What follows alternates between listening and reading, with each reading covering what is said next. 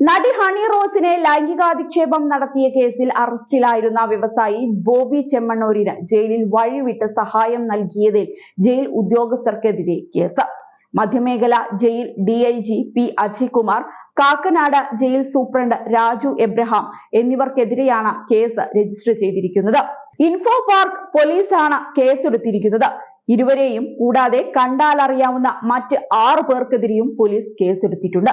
4 പുരുഷ ഉദ്യോഗസ്ഥരെയും 2 വനിതാ ഉദ്യോഗസ്ഥരെയുമാണ് കേസിൽ പ്രതികളായി ഉൾപ്പെടുത്തിയിരിക്കുന്നത്. ജയിലിൽ റിമാൻഡിൽ കഴിയുന്ന പ്രതിക്ക് പണം കൈമാറുന്നത് ജയിൽ ചട്ടങ്ങൾക്ക് വിരുദ്ധമാണ് എന്നിരിക്കെ കാക്കനാട് ജില്ലാ ജയിലിൽ റിമാൻഡിൽ കഴിയുന്ന ബോബി ചെമ്മണ്ണൂരിന് പ്രതികൾ 200 രൂപയുടെ നോട്ട് കൈമാറി എന്നാണ് കേസ്. സംഭവത്തിൽ നേരത്തെ ജയിൽ വകുപ്പ് അന്വേഷണം നടത്തി റിപ്പോർട്ട് ആഭ്യന്തര വകുപ്പിന് കൈമാറിയിരുന്നു. ഇതിന്റെ അടിസ്ഥാനത്തിൽ പി അജയ്കുമാറിനെയും രാജു എബ്രഹാമിനെയും സസ്പെൻഡ് ചെയ്യുകയും ചെയ്തതാണ്. ഇതിന് പിന്നാലെയാണ് കേസ് രജിസ്റ്റർ ചെയ്തിരിക്കുന്നത്. ജയിലിൽ കഴിയുകയായിരുന്ന ബോബി ചെമ്മണ്ണൂരിനെ കാണാൻ അജയ്കുമാർ പ്രതിയുടെ സുഹൃത്തുക്കളുമായാണ് ജയിലിൽ എത്തിയിരുന്നത്. ജയിലിലെ ചട്ടങ്ങൾക്ക് വിരുദ്ധമായി സുഹൃത്തുക്കളുമായി 2 മണിക്കൂറിലധികം സമയം ചിലവിടാൻ ജയിൽ ഡിജിപി ബോബിക്ക് അവസരമുണ്ടാക്കി നൽകി. പിന്നീട് സൂപ്രണ്ടിന്റെ മുറിയിലേക്ക് ബോബി ചെമ്മണ്ണൂരിനെ വിളിച്ചു വരുത്തിയെന്നും ജയിലിലെ പ്രോപ്പർട്ടി രജിസ്റ്ററിൽ തിരുത്തൽ വരുത്തിയെന്നും കണ്ടെത്തിയിരുന്നു. ജയിൽ സൂപ്രണ്ട് ഒഴികെയുള്ള ഉദ്യോഗസ്ഥരെല്ലാം ജയിൽ ഡിഐജിക്കെതിരെയാണ് അന്വേഷണ സംഘത്തിന് മൊഴി നൽകിയിരിക്കുന്നത്. ഇതിന്റെ പശ്ചാത്തലത്തിലാണ് ഇരുവരെയും സസ്പെൻഡ് ചെയ്തിരിക്കുന്നത്. ഇതിന് പിന്നാലെയാണ് കേസും രജിസ്റ്റർ ചെയ്തിരിക്കുന്നത്. കേരള പ്രിസണേഴ്സ് ആക്ട് 81 പ്രകാരമാണ് കേസെടുത്തിരിക്കുന്നത്. സോഷ്യൽ മീഡിയയിലൂടെയും അല്ലാതെയുമുള്ള തുടർച്ചയായ അശ്ലീല പരാമർശങ്ങൾക്ക് പിന്നാലെയാണ് ബോബി ചെമ്മണ്ണൂരിനെതിരെ ഹണി റോസ് പരാതി നൽകിയത്. ഈ കേസിൽ ബോബി പിന്നീട് അറസ്റ്റിലാവുകയായിരുന്നു.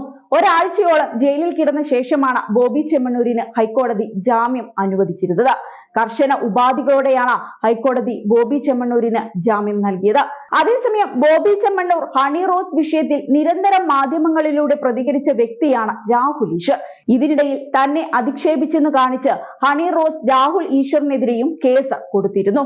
ആദ്യ പരാതിയിൽ കേസെടുക്കാൻ സാധിക്കില്ലെന്നാണ് പോലീസ് അറിയിച്ചിരുന്നത്. പിന്നീട് രാഹുലിനെതിരെ എഫ്ഐആർ രജിസ്റ്റർ ചെയ്തു.